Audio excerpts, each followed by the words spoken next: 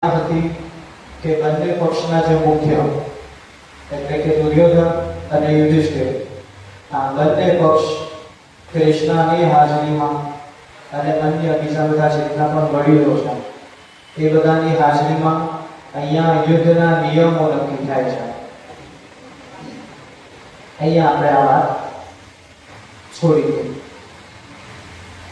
હવે જે સમયમાં યુદ્ધના નિયમો નક્કી થાય છે એ સમયના પૂર્વમાં અહીંયા પોતપોતાના પક્ષના જે બંને અધ્યક્ષ છે એ દુર્યોધન અહીંયા ભીષ્મ પિતામહ, દ્રોણાચાર્ય, કૃપાચાર્ય ઇત્યાદિ બધા જેટલા પણ બધા રથીઓ મહારથીઓ છે, મુખ્ય યોદ્ધાઓ છે, એમને અહીંયા દુર્યોધન બધાના પાસે પ્રત્યક્ષ જઈને બધાને પૂછે છે કે તમે એકલા આ યુદ્ધ અગર જો લડો તો કેટલા દિવસમાં તમે પાંડવોને પરાસ્ત કરી શકો છો.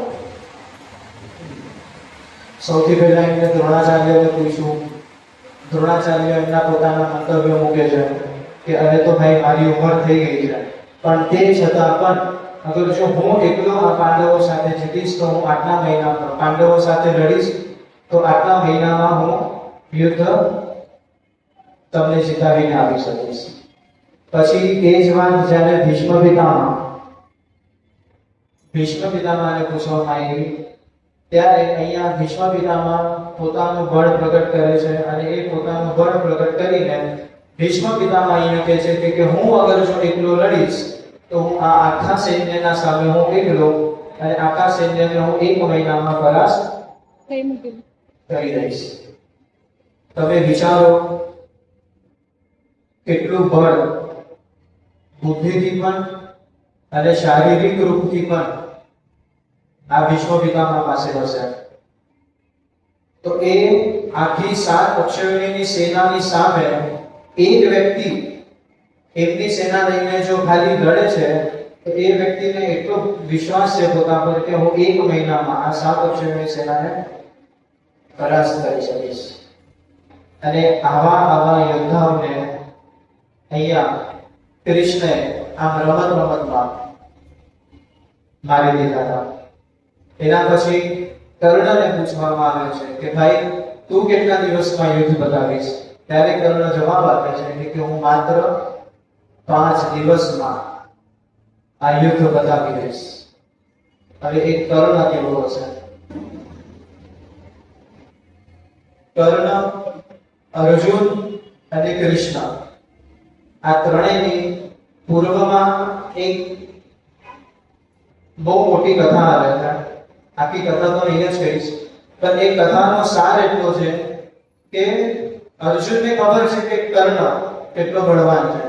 કર્ણને પોતાને પણ ખબર છે કે ભાઈ હું કેટલો બળવાન છું.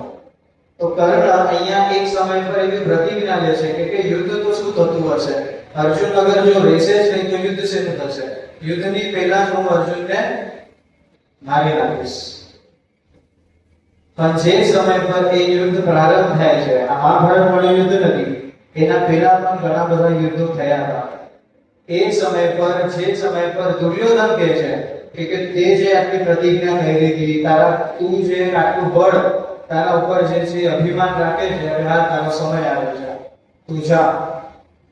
ત્યારે કર્ણ ના પાડી દેતા કે હું અર્જુન સામે યુદ્ધ કરી શકીશ નહીં. ત્યારે દુર્યોધન પૂછે છે કે ભાઈ શું થયું?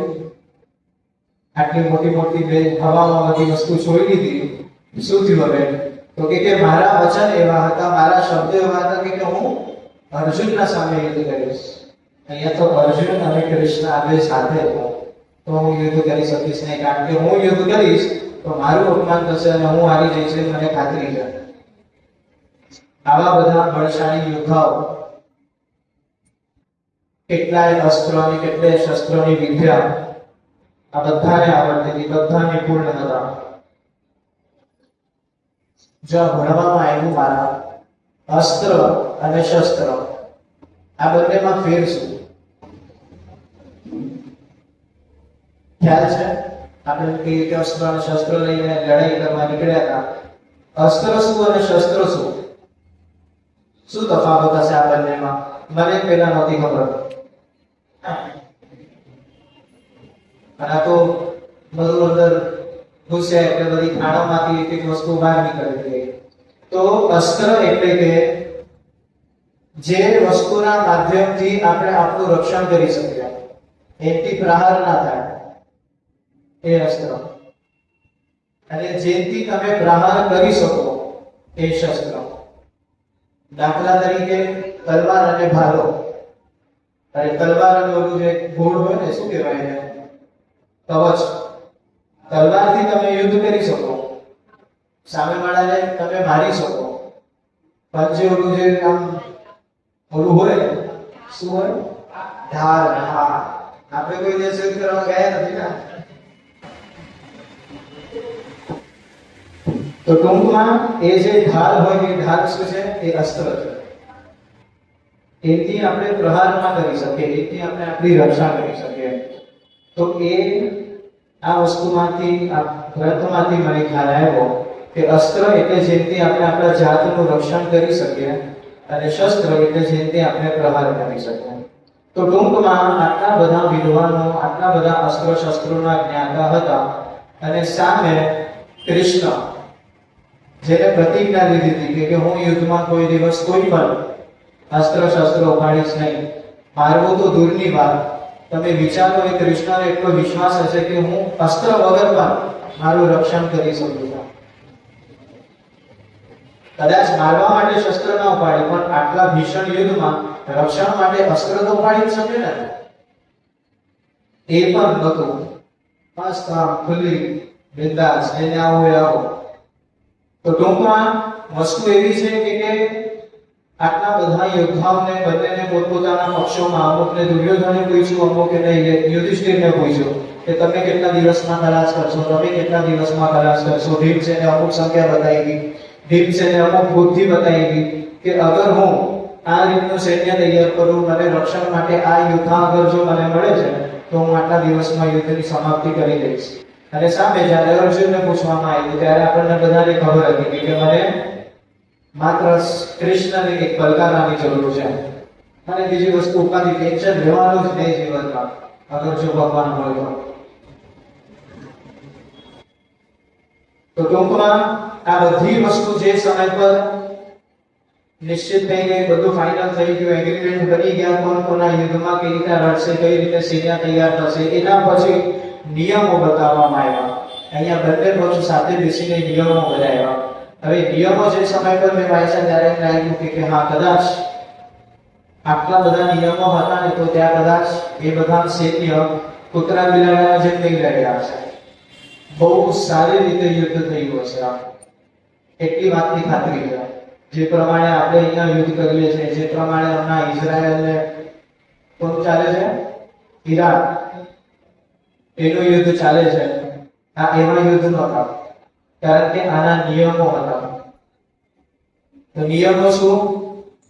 તો સૌથી મુખ્ય પહેલો નિયમ અહીંયા એવો બતાવવાનો કે જે સમય પર સંધ્યાસ્ત થાય એ સમય પર યુદ્ધનો વિરામ થઈ જવો જોઈએ. યુદ્ધનો વિરામ થઈ જાય એના પછી કોઈ કોઈનો દુશ્મન નહીં, બધાને એકબીજા પર પરસ્પર પ્રીતિ રાખવી અનિવાર્ય રહે છે. એમ નહીં કે ભાઈ આપણા યુદ્ધ કરતા હતા, સૂર્યાસ્ત થઈ ગયો અને કંઈક રોડો નાસ્તો કરતા કે પાણી પીતા મળ્યો અને પાટ દઈને મારી દીધી. નહીં, છળ કપટ નહીં. થઈ જાય એના પછી પરસ્પર પ્રીતિ હોવી જોઈએ. અયોગ્ય વર્તાવ કોઈએ કોઈ સાથે કરવો નથી. એકબીજાનું માન, સંયમ જાળવી રાખવું ચોક્કસપણે એનો અહીંયા એક નિયમ હતો. અને માન સન્માન કઈ રીતે જાળવી આપણે આગળ જોશું. પછી જે વ્યક્તિ સેનાની બહાર નીકળી ગયો છે કોઈ પણ કારણસરથી, એ વ્યક્તિ પર પ્રહાર કરવામાં નહીં આવે.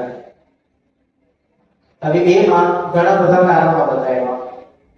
તો શું કારણ બતાવ્યું કે અગર જો કદાચ યોદ્ધાને કોઈનો ફોન આવ્યો અને એને કીધું કે હું બાજુમાં જઈને વાત કરી આવું, એવું હશે નહીં ને.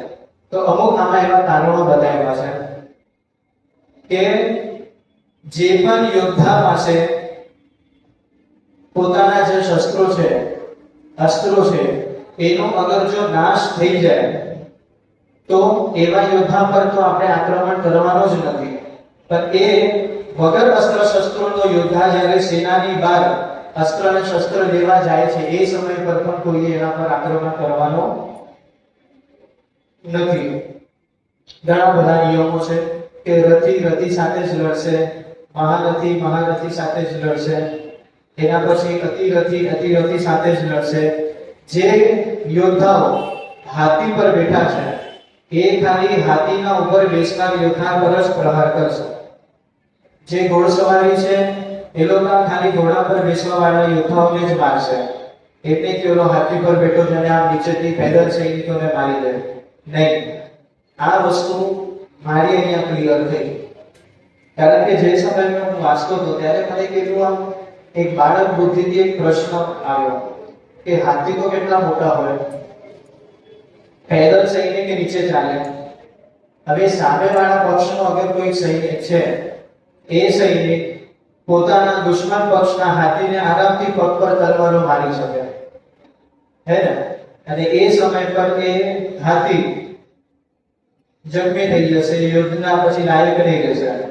તો આ એક મારી એવી બાળક બુદ્ધિ હતી કે કેટલું સરળ રહે. એક નાનો જે સૈનિક છે નીચે હાથીના પગ પર નીચેથી પગ પર મારી દે તલવારો, તો હાથી તો જન્મી થઈ જાય. પણ નહીં, અહીંયા આ નિયમ બતાવ્યો છે કે હાથીવાળા સાથે હાથીવાળો જ લડશે, ઘોડાવાળા સાથે ઘોડો જ લડશે, રથ પર બેસનાર રથવાળાને જ મારશે, પેદલ વાળા પેદલ સાથે જ લડશે.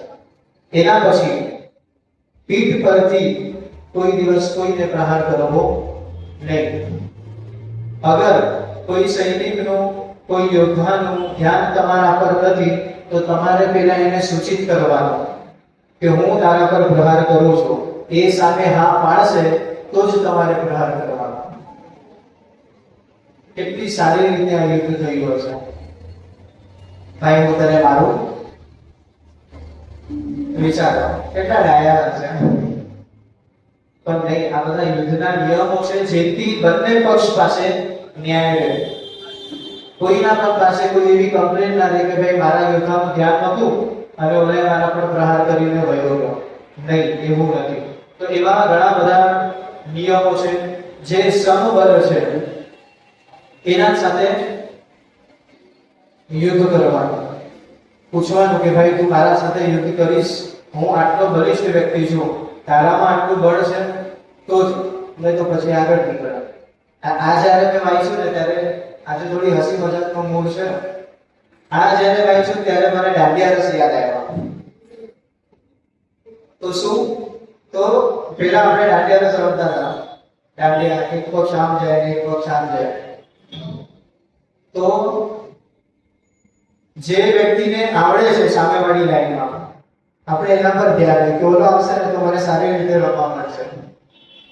હોય અને સામેના પક્ષમાં કોઈ એવો હોય કે એને રમતા નથી આવડતું, ખબર છે એનો દાંડિયો આપણા હાથમાં જ વાગશે, એટલે આપણે ચૂપચાપ દાંડિયો નીચે લઈ લઈએ, રમીએ જ નહીં. આવી વસ્તુ મને ત્યારે સ્મૃતિ થઈ હતી કે ભાઈ એને પેલા પૂછવાનું તને મારતા આવડે છે, લડતા આવડે છે, મારા જેટલો તું બળવાન છે તો હું તારા પર આક્રમણ કરું, કેમ? તો એ ન્યાયયુક્ત થશે. અને આ બધા જ પ્રોસેસ જ્યારે મેં વાંચ્યા, બધા જ નિયમો જ્યારે વાંચ્યા ત્યારે મને એક જ વસ્તુ ખાતરી થઈ ગઈ કે હા, આ ધર્મનો યુદ્ધ હતો.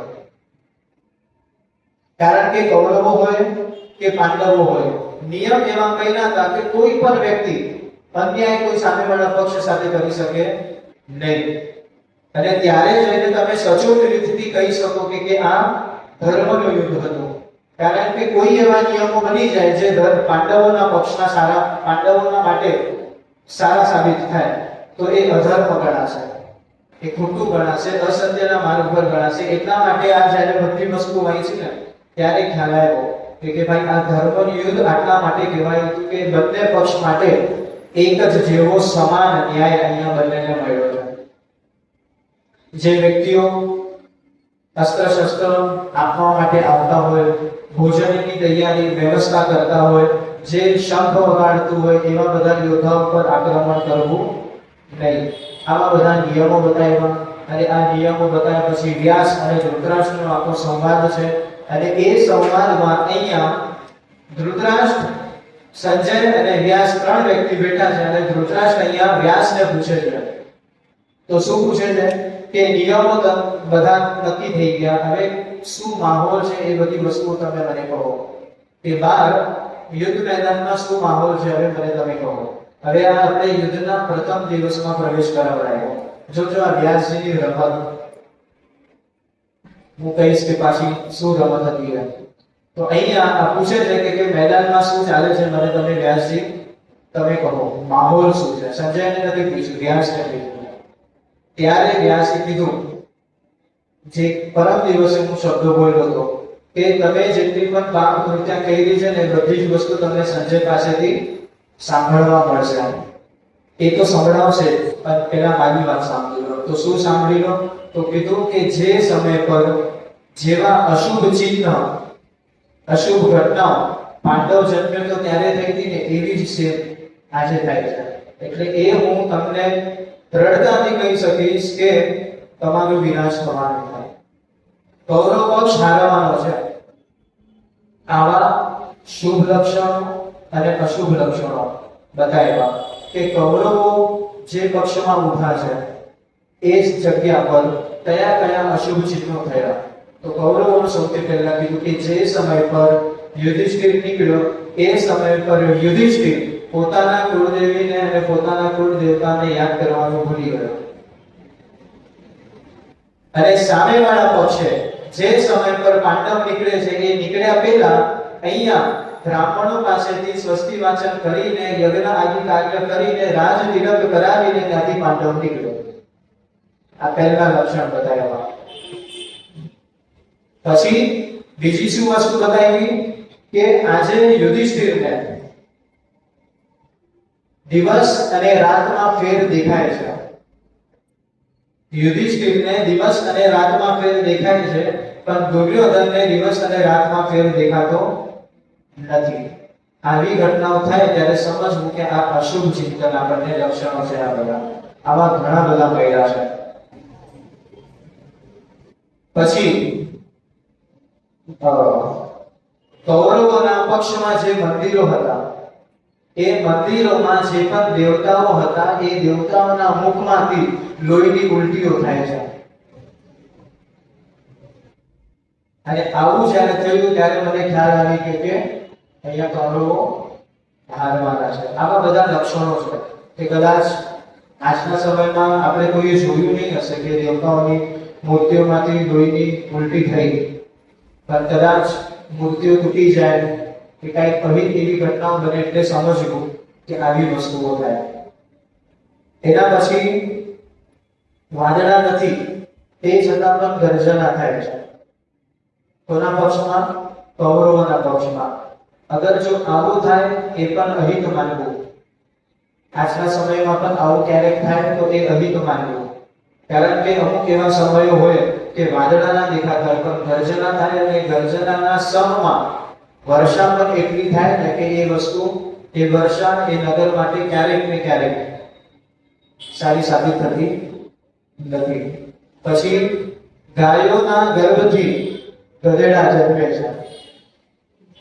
શું કીધું અહીંયા કે આજે ગાયોના ગર્ભથી ગધેડા જન્મે છે.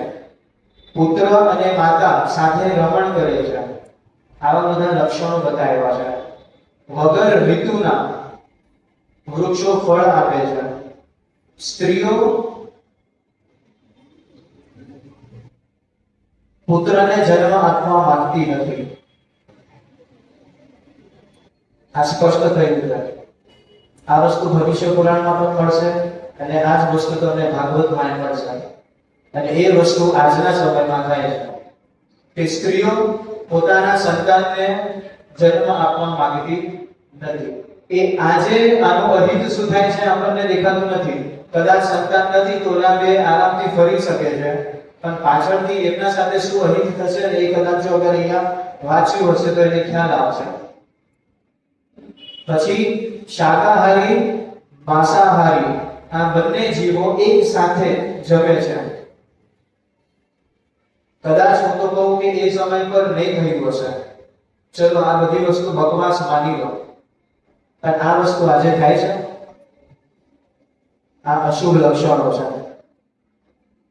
આજે કદાચ હું માંસાહાર નથી ખાતો, મારો મિત્ર માંસાહાર ખાય છે, તો ઓલો શું બોલશે? તું નહીં ખાતો, તારી પ્લેટમાંથી હું નહીં લઉં, મારી પ્લેટમાંથી તું નહીં લેતો, સાથે બેસે છે. આ વસ્તુની પણ ના પાડી છે. કારણ કે વાઘભટ્ટ નામનું એક પુસ્તક છે જે આખું કઈ રીતે ખાવું, કઈ રીતે શ્વાસ લેવું એના ઉપર જ આધારિત છે. એના પર રાજીવ દીક્ષિત બહુ સારું બોલ્યા છે. એમાં એમ કીધું છે કે જે અન્નથી શરીર બને છે એ જ અન્નથી પ્રાણ બને છે, એ જ અન્નથી વાયુ બને છે. ભગવાન કઈ રીતે ખાય છે? તો વાયુ ભક્ષણ કરીને ખાય છે. તમે થાળ ભગવાનની સામે મૂકો, એમાંથી જે વાયુમાંથી જો એનો સ્વાદ નીકળે છે એથી ભગવાન પોષિત થાય છે અને એ સર્વ ઉત્તમ અને સર્વથી શ્રેષ્ઠ અને શુદ્ધ આહાર માનવામાં આવ્યો છે. અને ઓલો અહીંયા નોનવેજ ખાતો હોય એટલી વાયુ આપણામાં ના જાય, એટલા માટે ના પાડ્યું છે. એમને કઈ શોખ ન થયા છે. ઘણા બધા અશુભ લક્ષણો કીધા છે કે ઘોડા ગાયને જન્મ આપે છે. જે સમય પર સ્ત્રી એક સાથે 4-4, 5-5 પુત્રીને જન્મ આપે એ સમજવું કે એ બહુ જ અશુભ છે, એ શુભ નથી. આવી ઘણી બધી વસ્તુઓ કીધી છે. અને એના સાથે સાથે અગ્નિ, અહીંયા જે સમય પર એ બતાવ્યો છે કે જે અગ્નિહોત્ર બ્રાહ્મણોના દ્વારા અગ્નિ પ્રજ્વલિત કરવામાં આવી હતી, એ અગ્નિમાંથી લાલ, કાળો અને પીળો ધુવાળો નીકળે છે. અને એ અગ્નિ વામમુખ તરફ જાય છે. અને જે અગ્નિ વામ માર્ગી હોય ને એ અગ્નિ અશુભ ગણવામાં આવ્યું છે. અને એ જ વસ્તુ જે સમય પર અહીંયા પાંડવોએ હવન કર્યો તો એ પાંડવોની અગ્નિ દક્ષિણ મુખ તરફ જતી અને એ શુભ કહેવામાં આવ્યું છે. કેટલી બારીક બારીક વસ્તુઓ આ બધી આપણને બતાવી છે. અને એ અગ્નિમાંથી સુગંધ આવતી હતી. અને પછી શુભમાં અહીંયા એક વસ્તુ પાંડવોના પક્ષમાં બતાવવામાં આવી છે કે કાગડા પાછળથી બોલે છે. કદાચ એક વ્યક્તિ કોઈ યાત્રા માટે નીકળે છે કે ઘરમાંથી બહાર કમાવા નીકળે છે અને એ ઘરનો પુરુષ અગર ઘરની બહાર નીકળી જાય અને એના પાછળ અગર કાગડો આવીને બેસીને બોલે તો એ શુભ માનવું. પણ આપણા નીકળવાથી પહેલા, આપણા વિચારવાથી પહેલા કે આપણા બોલવાથી પહેલા અગર જો કાગડો બોલી જાય તો એ અશુભ રક્ષણ બતાવે છે.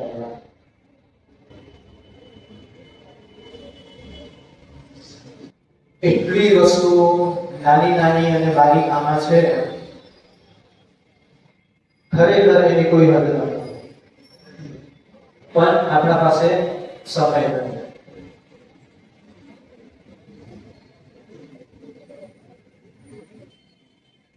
હંસ, શુક, પોપટ એ બધા આવીને અહીંયા નૃત્ય કરે છે પાંડવોના પક્ષમાં. બધા આક્રમકો એકબીજાને મારવા માટે તૈયાર બેઠા છે. આમાં બધા શુભ અને અશુભ લક્ષણો બતાવ્યા.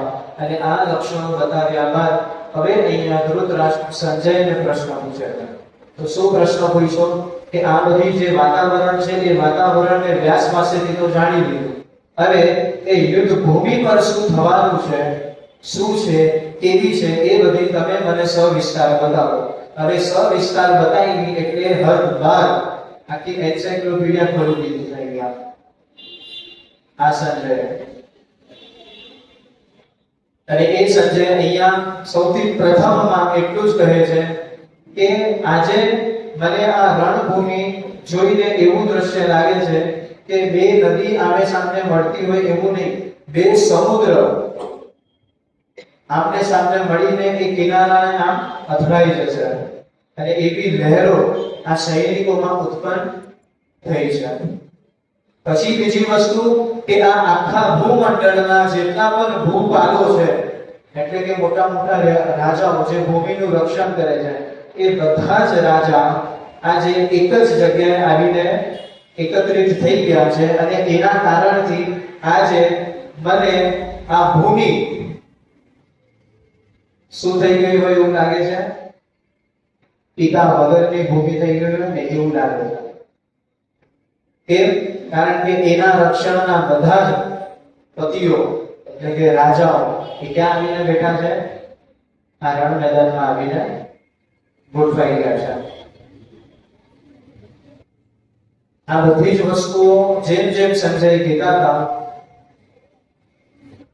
એમ એમ ધૃતરાજ અહીંયા નવા નવા પ્રશ્નો પૂછતા હતા. ત્યારે એમને પ્રશ્ન પૂછ્યો, જોજો વિચારજો, એક વ્યક્તિની બુદ્ધિ. કદાચ એ વ્યક્તિ જન્મ્યા હશે, ધૃતરાષ્ટ્રની વાત કરું છું, એ અંધ જન્મ્યા, કોઈ દિવસ કઈ જોયું હશે નહીં. જે સમય પર એમના મંત્રી સંજયને વ્યાસ પાસેથી આ દ્રષ્ટિ મળી ત્યારે બધી જ વસ્તુ એમને જોઈ લીધી. તો શું કીધું કે આ આખું આપણું ભૂમંડળ કઈ રીતનું દેખાય છે એ તમે મને કહો.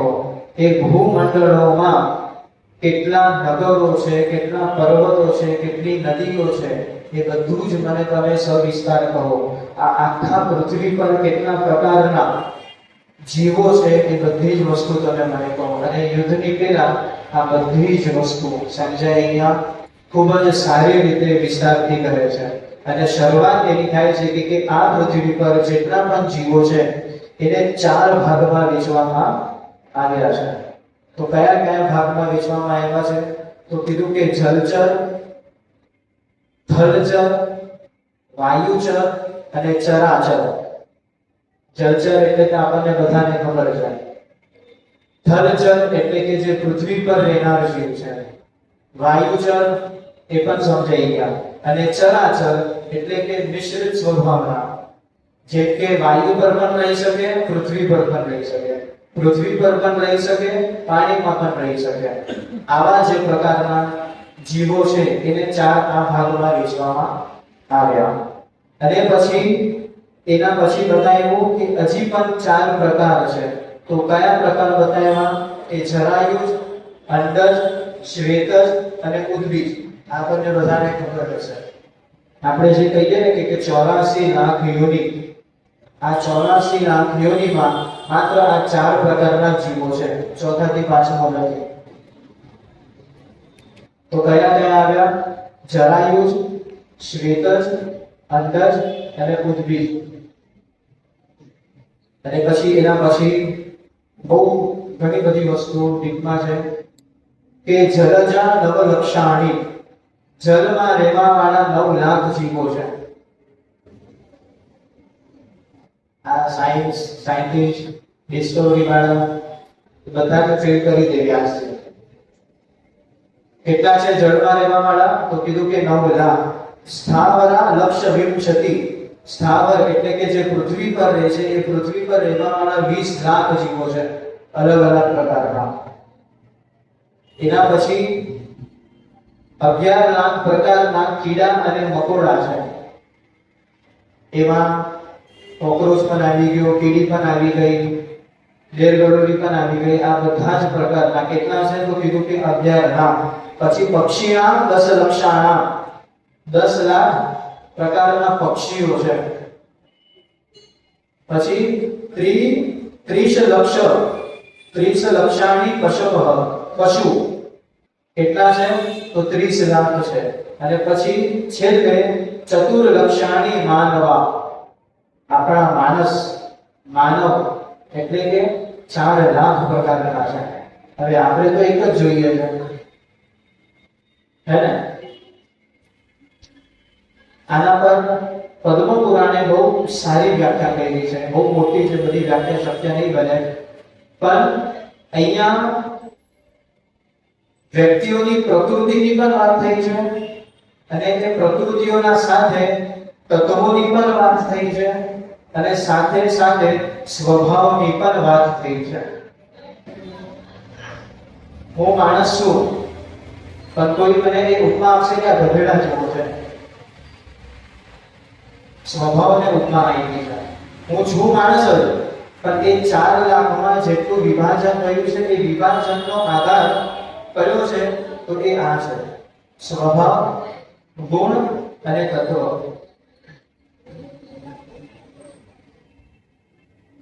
પછી વાત બહુ બધી છે આમાં, કેટલું કહીએ આપણે. સાંભળવા વાળું, બોલવા વાળું ગાંડો થઈ જશે, પણ લખવા વાળા નથી થયા. જરાયુજ, જરાયુજમાં 11 પ્રકાર આપ્યા છે. જરાયુજ એટલે શું એ ખ્યાલ છે ને? અંડજ એટલે, શ્વેતજ એટલે, ઉદ્ભીજ એટલે નથી ખ્યાલ? જરાયુજ એટલે કે જે જીવો ગર્ભથી ઉત્પન્ન થાય, એટલે કે આપણે ગાય, કૂતરો, બિલાડી આ બધા. અને એના પછી અંડજ આવે, જે જીવ અંડામાંથી ઉત્પન્ન થાય, એટલે પેલા ગર્ભથી અંડ બહાર આવે અને એ અંડમાંથી પછી એક જીવ પ્રગટે, એને કહેવાય અંડજ. પછી શ્વેતજ એટલે કે પસીનામાંથી જે જીવ બહાર આવે. આપણે જે ડેન્ડ્રફ થઈ જાય, આ શું છે? આ જીવ છે. પસીનામાંથી જે પણ જીવ ઉત્પન્ન થાય, હવે કોનો પસીનો? બધાનો જ.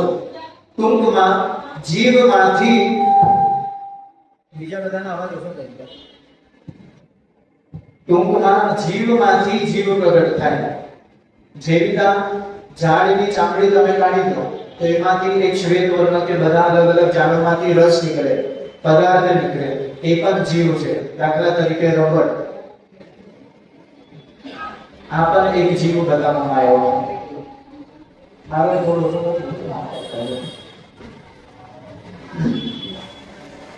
અને પછી ઉદ્ભીજ એટલે કે પૃથ્વીમાંથી નીકળવા વાળા બધા જીવો, જે પૃથ્વીના ગર્ભમાંથી ઉત્પન્ન થાય છે. જેમ કે લીલ બળી જાય, બીજા અન્ય જીવો જે આપણને માત્ર ને માત્ર વરસાદમાં જ દેખાય, એ પૃથ્વીનો ગર્ભ ફાડીને બહાર આવે અને એમની જન્મ અને એમની ઉત્પત્તિ ક્યાં થાય? તો ગર્ભની અંદર થાય. આવા જીવો વિશે પદ્મ પુરાણ અને વિષ્ણુ પુરાણ સૌથી બેસ્ટ અગર જો તમે વાંચો તો. અને પછી આવા આજે જરાયુજ છે, એટલે કે ગર્ભથી ઉત્પન્ન થવા વાળા, એમાં મુખ્ય રૂપથી 11 પ્રકાર બતાવવામાં આવ્યા છે. તો કયા કયા? તો એક કીધું છે કે બદ્ધ ગરુડ, પિશાચ, યક્ષ, કિન્નર, ગંધર્વ, વિદ્યાધર, અપ્સરા, દેવ, ઋષભ, ચક્રવર્તી, આવી 14 પ્રકાર બતાવવામાં આવ્યા છે, જે જરાયુજમાં આપણે ગણી શકીએ. અને પછી પ્રાણીઓની પણ સંખ્યા બતાવી છે કે વંચર પ્રાણીઓ છે, જે ગ્રામવાસી પ્રાણીઓ છે, જેમ કે ગાય છે, બકરી છે, આ બધું આપણે તો ભણ્યા છીએ. આ રીતે ઘણી બધી વસ્તુઓ બતાવેલી છે. એના પછી અહીંયા મુખ્ય રૂપથી સંજય એમ કહે છે કે આ આખી જે પૃથ્વીનું જે વર્ણન કર્યું, હવેથી સાંભળો, આ જે આખા પૃથ્વીનું વર્ણન કર્યું એ આખી પૃથ્વી માં જેટલા પણ જીવો છે એ બધી જ વસ્તુ 5 મુખ્ય તત્વોથી બનેલી છે. ધૃતરાષ્ટ્રને સંજય અહીંયા બધી વસ્તુ કહે છે અને એ 5 તત્વો આપણને પણ બહુ સારી રીતે ખબર છે. કયા?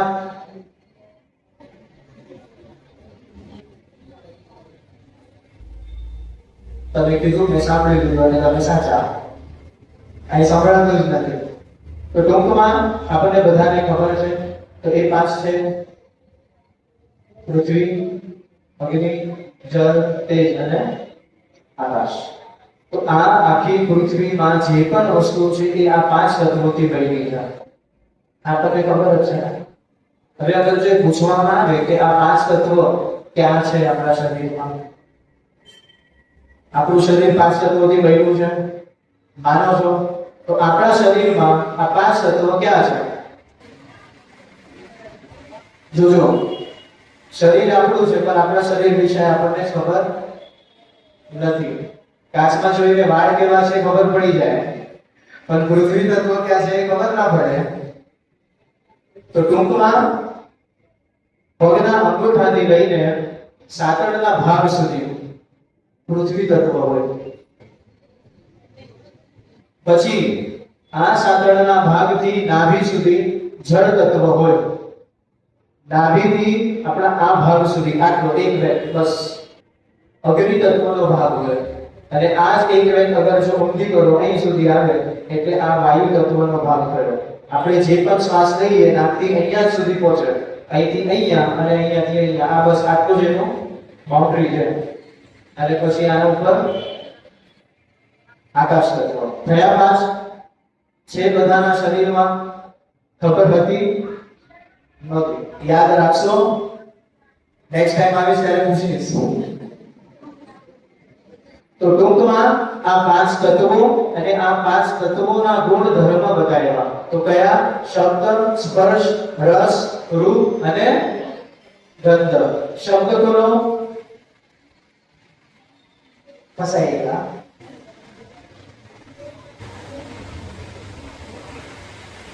જોજો, આ બધી વસ્તુ બહુ સારી રીતે આમાં સમજાયેલી છે.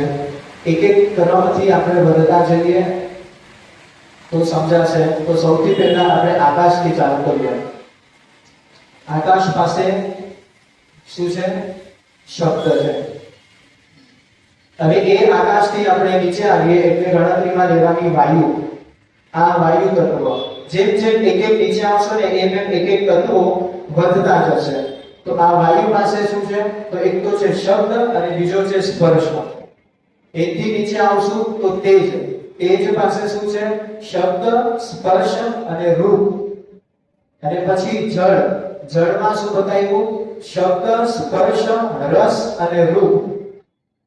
અને પછી છેલ્લે પૃથ્વી તત્વમાં આ પાંચે 5 તત્વો આપણને મળશે. શબ્દ, સ્પર્શ, રસ, રૂપ અને પ્લસમાં ગંધ. આ રીતે ઉપરથી નીચે આવીએ એ ક્રમથી એક એક તત્વો વધતા જાય અને જે સમય પર 5 તત્વ મળી જાય એને સમ કહેવાય. અને એ સમ એટલે કે કોઈ પણ જીવ, પછી એ જીવમાં બધા જ આવી ગયા. તો આ પ્રમાણે પંચ મહાભૂતોનો વિસ્તાર કર્યો એ સમજાયું.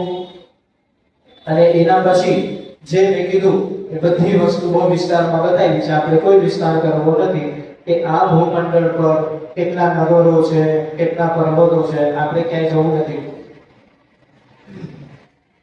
ટૂંકમાં ખાલી એટલી યાદી આપી દઉં તમને બધાને કે આમાં અનેકો નગરોની વાત કરેલી છે, નદીઓની વાત કરેલી છે. તો નદી કુલ 150 નદીઓનું નામ આમાં આવ્યું છે.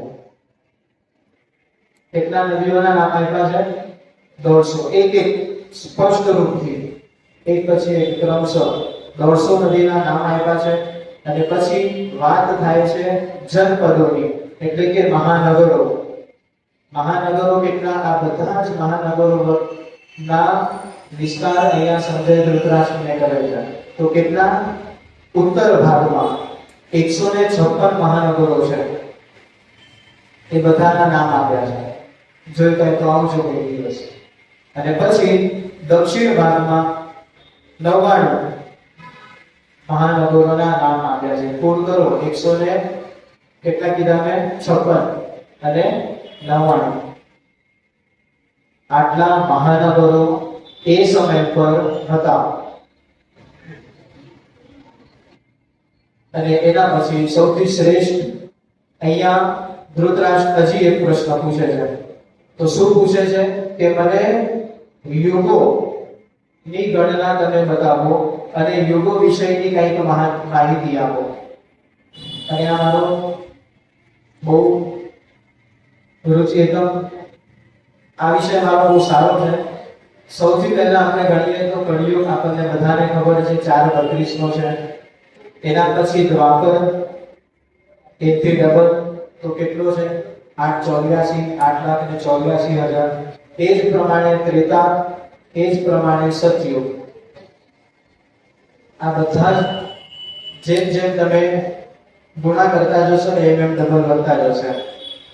હવે આ જે 4 કળિયુગ છે, 4 યુગ છે, એ 4 યુગોમાં જીવ કેવા હતા અને જીવ કેવા હશે કળિયુગમાં એ પણ આમાં બતાવ્યું છે. તો એમ કીધું છે કે સતયુગમાં જે જીવ હતા એના 4,000 વર્ષની આયુ હતી. પછી ત્રેતા આવ્યું એમાં 3,000, દ્વાપર આવ્યું એમાં 2,000 ની આયુષ્ય મનુષ્ય જીવની હતી.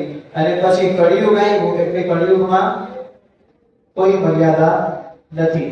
ગર્ભમાં પણ મૃત્યુ પ્રાપ્ત થઈ શકે છે.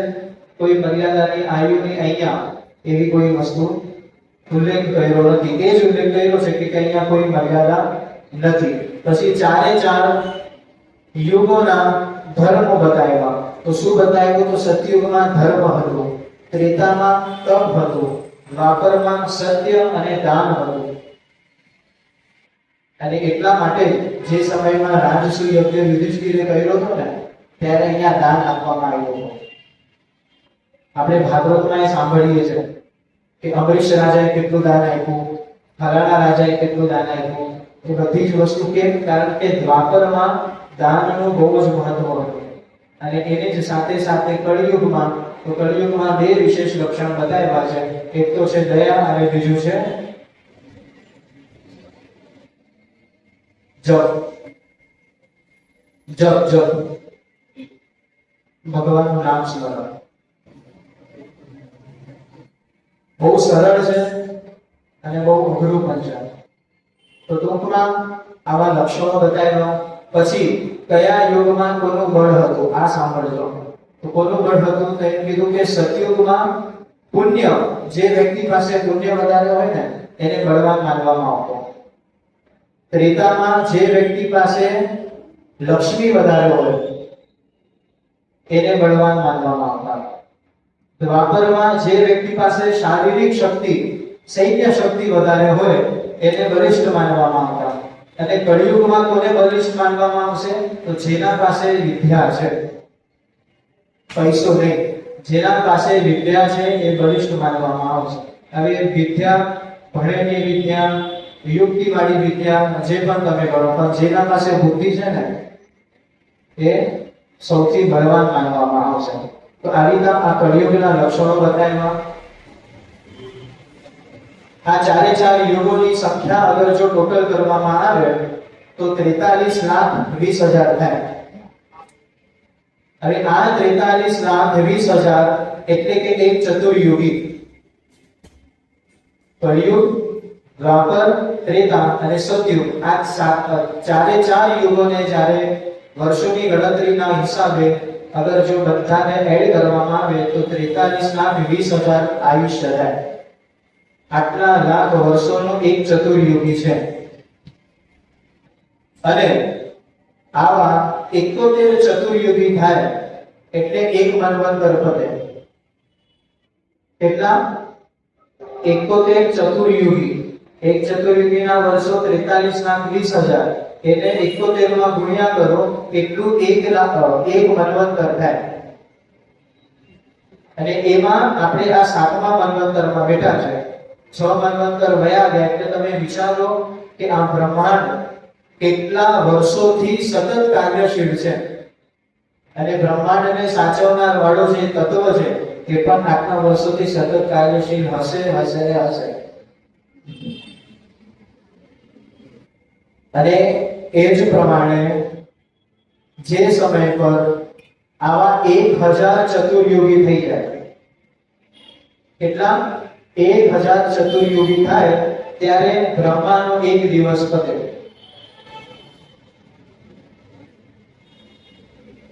આપણે બધા કહીએ ને કે બ્રહ્માંડ કેટલું વર્ષ? 100 વર્ષનું જ આયુષ્ય છે. પણ એના 100 વર્ષ જુદા છે, કારણ કે એ અલગ લોકમાં રહે છે. એ લોક આપણાથી એટલું દૂર છે કે એ સમય એને ત્યાં પહોંચતા હજી આટલી વાર લાગશે. કાં તો સમયને ત્યાંથી નીકળ્યા આટલો સમય થયો. આ રીતે 1000 ચતુર્યુગી થાય ત્યારે બ્રહ્માનો એક દિવસ પતે. બીજા 1000 ચતુર્યુગી થાય ત્યારે બ્રહ્માની એક રાત્રિ પતે. અને આ રીતે એક દિવસ અને એક રાત પતે એટલે એને એક કલ્પ કહેવાય. કેટલો વિશાળ આ એક કલ્પ હશે એની કોઈ સંખ્યા નિશ્ચિત નથી. એના પછી સમયનું માપ બતાવ્યું. એક પ્રમાણ, ત્રુટિ, તત્પર, નિમેષ, પ્રાણ, પલ, ઘડી, હોરા, કેટલી બધી વસ્તુઓ છે આમાં. તો અહીંયા એમ કીધું કે એક પ્રમાણ એટલે તમે વિચારો આપણે સમયનો કેટલો દુરુપયોગ કરતા હશે. અને અહીંયા આ લોકમાં કે કોઈ અન્ય લોકમાં સમયની વેલ્યુ શું હશે? એક પ્રમાણ એટલે 1 સેકન્ડને તમે 60,750 ભાગમાં વેચી દો. કેટલાને? 1 સેકન્ડને 60,750 ભાગમાં વેચ્યા પછી જે એક ભાગ નીકળે ને એ પ્રમાણ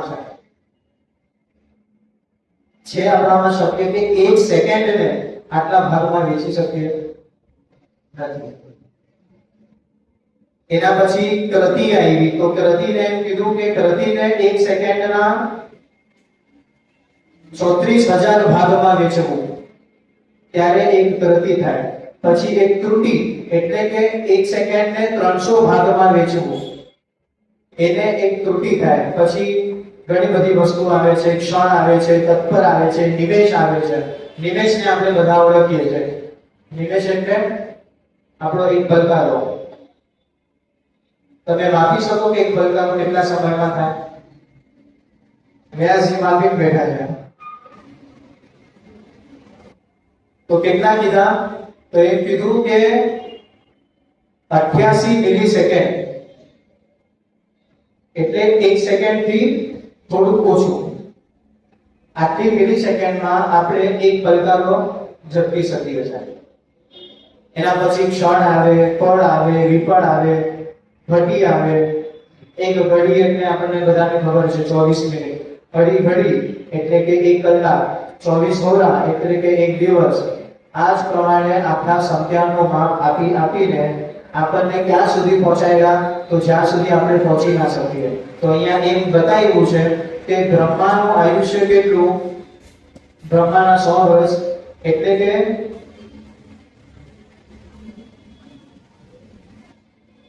નહીં, વિષ્ણુના 1 દિવસ કેટલા? તો કઈ રીતે કેવું મારે એ જ ખબર પડતી.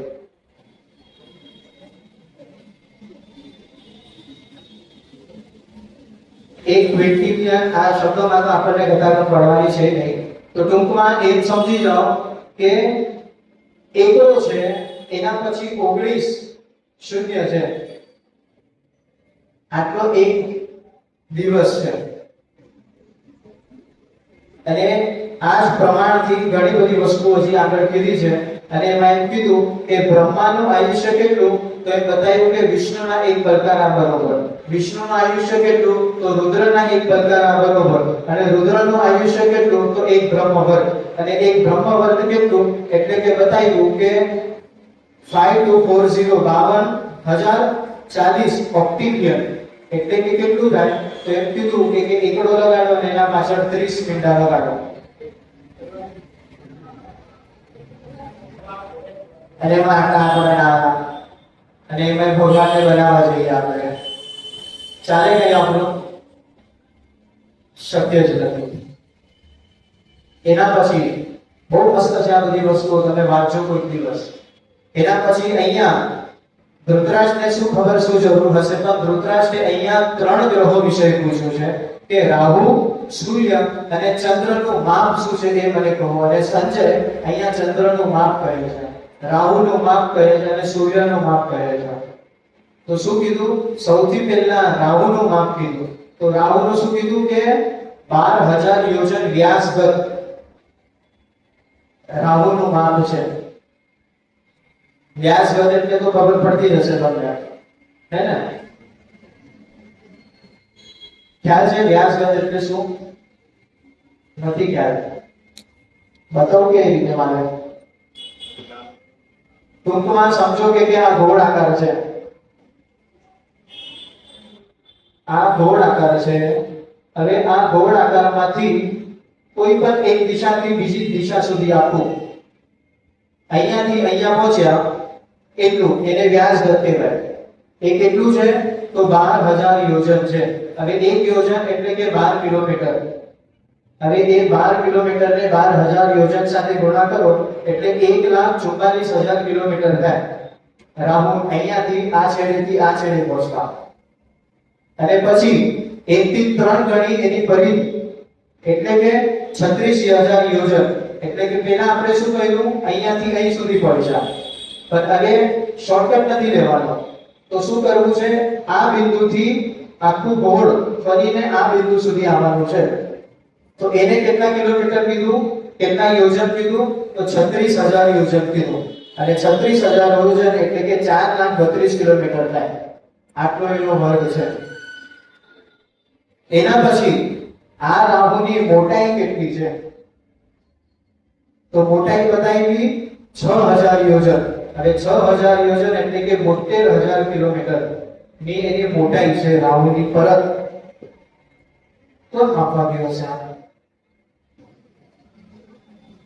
આ જ રીતે ચંદ્રનું પણ બતાવ્યું છે. ચંદ્રનું 11,000 યોજનમાં વ્યાસ છે, પરિઘમાં 32,000 યોજન છે અને મોટાઈમાં 5,900 યોજન મોટાઈ બતાવી છે.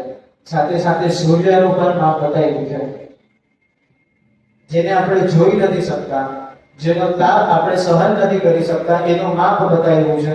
તો માપમાં એવું બતાવ્યું છે કે સૂર્ય વ્યાસમાં 10,000 યોજન છે, એની પરિઘ 30,000 યોજન છે અને એની મોટાઈ 5,800 યોજન છે.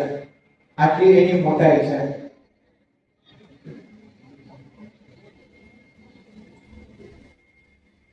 હવે આ બધી વસ્તુ કર્યા બાદ, આ બધી વસ્તુનું જ્ઞાન મેળવ્યા બાદ હવે ધૃતરાષ્ટ્ર ક્યાંય દુર્યોધન સુધી પહોંચ્યા છે.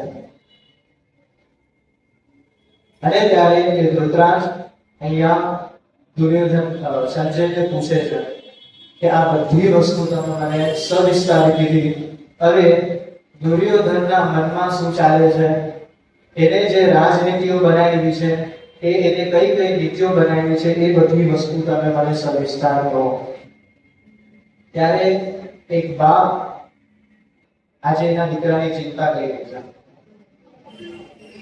કેમ ચિંતા? કારણ કે જેટલો ગ્રંથ મેં આ વાંચ્યો છે એ પ્રમાણે હું એક અનુમાન લગાડું છું કે ધૃતરાષ્ટ્ર ખરાબ નહોતા.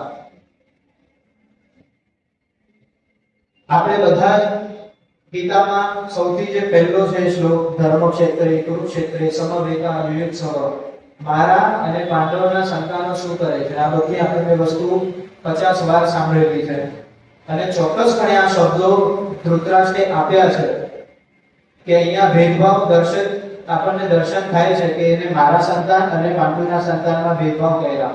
પણ જે સમય પર આ ભગવદ ગીતા આખો પર્વ પ્રારંભ થાય છે એ જ ક્ષણથી અમુક જ 1 કાં તો 2 અધ્યાય ઉપર આ ધૃતરાષ્ટ્ર સંજયને પૂછે છે કે મારા સંતાન, સાથે સાથે લખે છે કે એ મારા જ સંતાનો છે, પણ એ જે સંતાનની ઉત્પત્તિ કુંતીના માધ્યમથી અને પાંડુના માધ્યમથી થઈ છે, એ લોકો શું કરે છે મને ખબર નથી. અગર જો એટલો જ ભેદભાવ હોત તો એ સમય પર ના કહે, અને જો કીધું તો પણ ઠીક છે, આપણે તો વસ્તુ સારી જ પકડી છે. કેમ? કારણ કે ખરાબ ના પાસે અગર જો જોશું, ખરાબ સમજશું તો એ લક્ષણો આપણામાં પછી ક્યારેક ને ક્યારેક પ્રતિબિંબ ચોક્કસપણે થવાના છે. એટલે ટૂંકમાં અહીંયા આ એક બાપને આજે અહીંયા આ ધૃતરાષ્ટ્રની દુર્યોધનની ચિંતા થાય છે. અને એ ચિંતામાં આજે સંજયને કેટલા બધા પ્રશ્નો પૂછ્યા છે.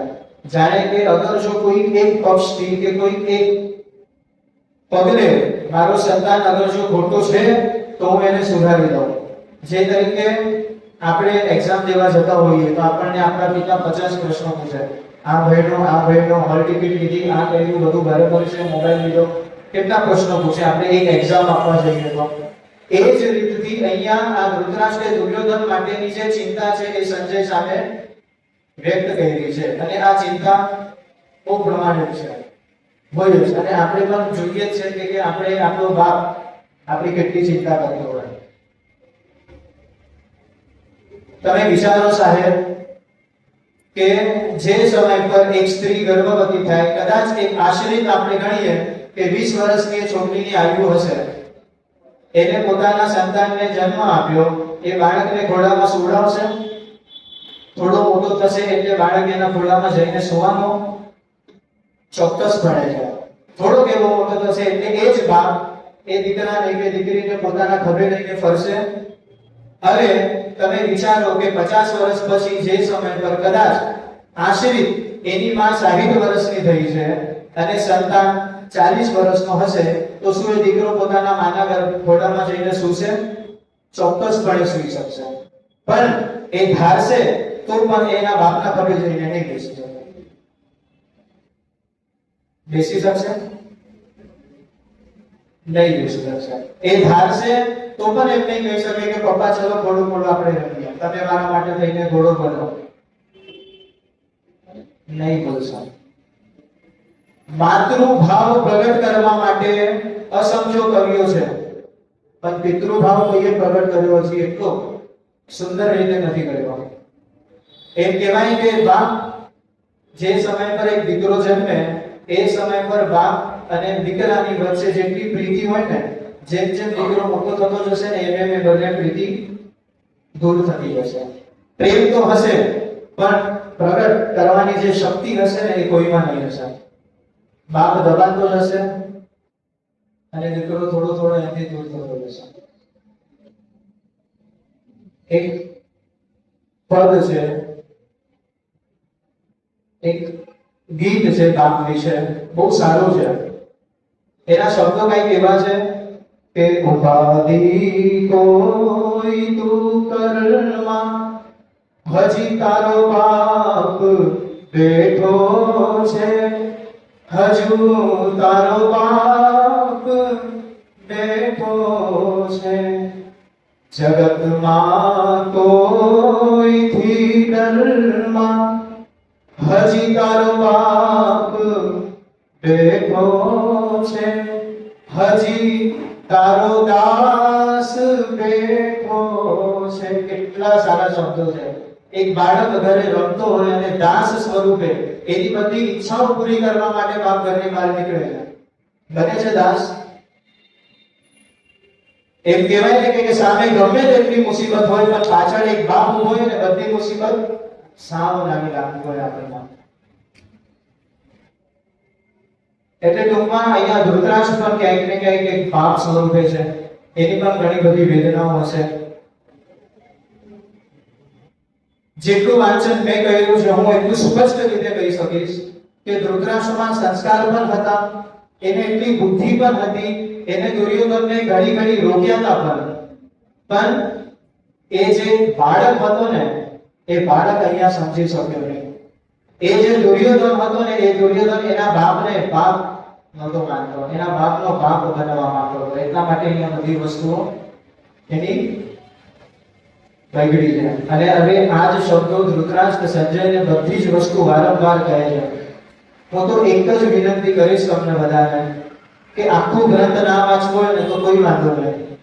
ધૃતરાષ્ટ્ર અને સંજયના જેટલા સંવાદ છે, વ્યાસ અને સંજયના જેટલા સંવાદ છે, અને કૃષ્ણ અને અર્જુનના જેટલા સંવાદ છે, આ જ વાંચો ખાલી. બસ બીજું કાંઈ વાંચવાની જરૂર નથી. પછી મને સાહેબ ચેલેન્જ આપીને હું કહું છું કે તમારી 100 વિડીયોમાંથી એક પણ એવો સંતાન પાડે ને કે બાર હાથમાં જઈને આમ કે ભાઈ 10 રૂપિયાની સિગરેટ આપો હું હારી જાઉં, કોઈ પણ બાળક તું માર્ગે નહીં જશે. પણ આ ગ્રંથો કાલે મને કોઈ પરમ દિવસે મને કોઈને પૂછ્યું, ખબર નહીં કોને પૂછ્યું, એટલે કીધું કે મારા ઘરે ભગવદ ગીતા છે તો હું આપું. એટલે એમને મેં પહેલા એક જ વાત કીધી કે એક હોય ને તો મને નહીં આપતા, પરોપકાર પછી કરજો, પહેલા પોતે સુધરી જાઓ. એ જે ગ્રંથ છે ને એ પહેલા પોતે ઘરે વાંચન કરો. એક છે ને ભાઈ વાંચો. આપણે આપવા માટે તૈયાર થઈ જઈએ છીએ કોઈને, પણ વાંચવા માટે તૈયાર થતા નથી. કેટલી પુસ્તકો આવી તેમના દાદા પાસે આવી. અગર આ જ વસ્તુ અગર જો મેં કીધી હોત કે ઘરે જઈને કોઈ પણ એક ગ્રંથ ખોલીને વાંચો તો તમે ના વાંચો, પણ આપવાની કીધી ને એટલે કબાટમાંથી બહાર નીકળીને ત્યાં ઢગલો થઈ ગયો.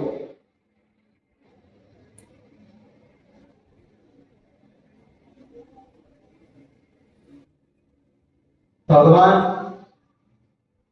કોઈ દિવસ ક્યાંય કોઈને બચાવવા આવતા નથી. અર્જુનને પણ ભગવાને બચાવ્યો નથી. અહીંયા જે ગીતાના પહેલા અધ્યાયમાં જે વિષાદ થાય છે અર્જુનને, ત્યાં અર્જુનને એમ નથી કીધું બેટા તું સાઈડમાં બેસ, હું તારા માટે યુદ્ધ કરું છું, બોલે જ નહીં, શક્ય જ નથી. શું કીધું? કેટલો સમય વીતો હશે, એ સમયમાં કેટલું જ્ઞાન આપ્યું એ જ જ્ઞાનના માધ્યમથી અહીંયા અર્જુન તૈયાર કર્યો હતો. આપણે એટલા પુણ્યશાળી નથી કે આપણા માટે કૃષ્ણ આવશે અને આપણને મોઢે મોઢે બોલશે. એના માટે ગ્રંથો મૂકીને ગયા છે આ બધા આપણા માટે. એ ગ્રંથના જ માધ્યમથી આપણને કરવું પડશે. બધાને ખબર છે ગીતા એટલે શું? ગતિ ધ્યાયતી ઇતિ ગીતા. ગતિ આપે એ ગીતા. કઈ ગતિ? મર્યા પછીની કે જીવતા જીવની? એટલું તો સમજો. મર્યા પછી ગતિ એ આપણા હાથમાં હોતી જ નથી. ગતિ એ સમયના હાથમાં હોય છે. ફળ આપવું એ સમયના હાથમાં હોય છે. ગતિ એટલે કે જે ચલાયમાન છે. ગતિ એટલે કે જેમાં આપણે કોઈ કાર્ય કરી શકીએ છીએ અને એ કાર્ય આપણે શરીરના માધ્યમથી જ કરી શકીશું. અને એ જ વસ્તુ છે ગતિ ધ્યાયતી ઇતિ ગીતા. ગીતા એ ગતિ કોને આપે છે? જે વ્યક્તિની બુદ્ધિ બંધ થઈ ગઈ છે, જે વ્યક્તિની બુદ્ધિમાં તાળા લાગી ગયા છે ને, એને ગતિ આપે છે કે ભાઈ ઘરના બહાર નીકળને કંઈક કર, તો કંઈક થશે અને તો આપણને કંઈક મોક્ષ મળશે. મોક્ષ એટલે શું? બરાબર, પછી મોક્ષ મળે. ગ્રંથો શું કહે છે કે જે સમય પર તમારા મોહનો ક્ષય થઈ ગયો ને એ સમય તમારા માટે મોક્ષ થઈ જાય. આપણા મોહનો ક્ષય તો થતું નથી. એમાં હું પણ આવી ગયો, બધા આવી ગયા. હમણાં હું બહાર નીકળીશ, કોઈ મિત્રને ફોન કરીશ, કઈક વસ્તુ હશે, હું એમાં મોમાં જતો જ રહેવાનો છું. અહીંયા માઇક લાવું છું, સામાન્ય વસ્તુ છે. અહીંયા માઇક લઈ આવું છું, શું છે? આ મારો મોહ છે, મને ઓલામાં નથી ફાવતું. આટલા નાના મોહ પણ આપણે છોડી નથી શકતા, તો વિચારો કેટલો ભાર લઈને આપણે ઉપર જશું. પઠંતી અધ્યયંતી ચ આચરયંતી તથૈવ ચ. શું છે આ? ગીતા કઈ રીતે વાંચવી એનો નિયમ છે. પહેલો નિયમ પઠંતી અધ્યયંતી ચ આચરયંતી તથૈવ ચ. સૌથી પહેલા વાંચો, પઠન કરો. બીજું અધ્યયન કરો, વારંવાર વાંચો. અને ત્રીજું આચરયંતી, જેટલું પણ વાંચ્યું એમાંથી જે પણ બુદ્ધિમાં ગયું એ આચરણમાં લાવો. ઇદં ક્રમેણ ગચ્છન્તિ. અગર જો આ ક્રમથી તમે જશો તો મોક્ષ ન સંશય, તો તમને મોક્ષ મળશે. એવું નથી કે તમે નીચે બેસીને સાંભળો છો એટલે તમને મોક્ષ નહીં મળે, અને હું ઉપર બોલીને સાંભળું છું તો મને મોક્ષ મળશે. કદાચ શક્ય છે કે તમારા કરતબમાં ખરાબ ગતિ મારી થશે. કોના આધારે? કર્મોના આધારે. કર્મ કોના આધારે થાય છે? શરીરના આધારે. શરીરમાં બધી જ વસ્તુ ક્રિયા કરવાની કોના આધારે મળે છે? જ્ઞાનના આધારે. અને જ્ઞાન ક્યાંથી મળે છે? આ જ જ્ઞાન ઇન્દ્રિય અને આ જ કર્મ ઇન્દ્રિય. એક જ મન છે જે 10 ઇન્દ્રિયોને ચલાવે છે.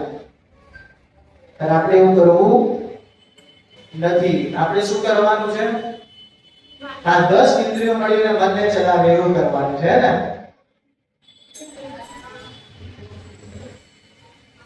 તો ટૂંકમાં કહેવા માટેના ભાવો ઘણી બધી વસ્તુ છે. આ બધું જ જ્ઞાન આપ્યા બાદ હવે અહીંયા ભીષ્મ પર્વના અંતર્ગત શ્રીમદ ભગવદ ગીતા પર્વ પ્રારંભ થાય છે. અને જે પ્રમાણે 700 શ્લોક આપણે જે ગીતામાં જોઈએ છે એ જ શ્લોક યથારૂપ અહીંયા આખા બધા મહાભારતમાં પર આપેલા છે. અને ગીતા પ્રારંભ થાય છે 10મા દિવસથી. ભીષ્મ જ્યારે મરી જાય છે, માણશૈયા પર પડે છે, ત્યારથી આ ગીતા ચાલુ થાય છે.